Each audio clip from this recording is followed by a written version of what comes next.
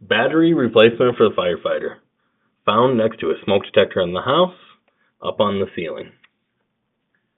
You will need to push this clip in at the end, which takes the cover off, and inside will expose the battery, a CR123A. You just go ahead and pull that out.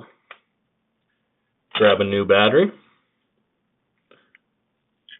Put your new battery in. You'll see a light.